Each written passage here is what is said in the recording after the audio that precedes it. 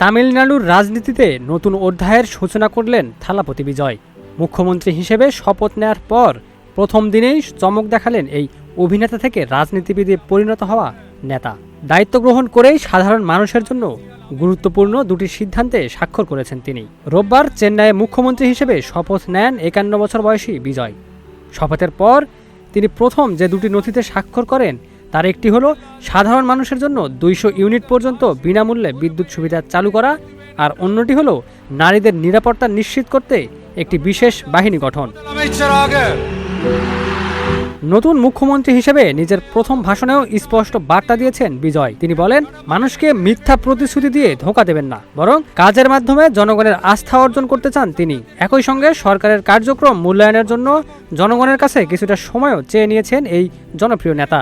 বিজয় আরও জানিয়েছেন, সরকারের পরবর্তী কার্যক্রম শুরু করার আগে রাজ্যের প্রকৃত আর্থিক অবস্থা জনগণের সামনে তুলে ধরতে একটি শ্বেতপত্র প্রকাশ করার পরিকল্পনা রয়েছে তার। স্বচ্ছতা ও জবাবদিহিতা নিশ্চিত করতেই এই উদ্যোগ নেওয়া হচ্ছে বলে জানান তিনি। নির্বাচন কমিশনে জমা দেওয়া হলফনামা অনুযায়ী নতুন মুখ্যমন্ত্রী থালাপতি বিজয়ের মোট সম্পদের পরিমাণ প্রায় ২২৪ কোটি টাকা। এর মধ্যে ২১৩ কোটি টাকা রয়েছে সেভিংস অ্যাকাউন্টে এবং প্রায় ১০০ কোটি টাকা বিভিন্ন ব্যাংকে স্থায়ী আমানত বা এফডি হিসেবে বিনিয়োগ করা আছে। এদিকে বিজয়ের শপথ গ্রহণকে স্বাগত জানিয়েছেন ভারতের প্রধানমন্ত্রী নরেন্দ্র মোদীও। তিনি অভিনন্দন জানিয়ে বলেন, মানুষের জীবনমান উন্নয়নে কেন্দ্রীয় সরকার তামিলনাড়ু সরকারের সঙ্গে একযোগে কাজ করবে। তবে সবচেয়ে বেশি আলোচনায় এসেছে বিজয়ের একটি বক্তব্য।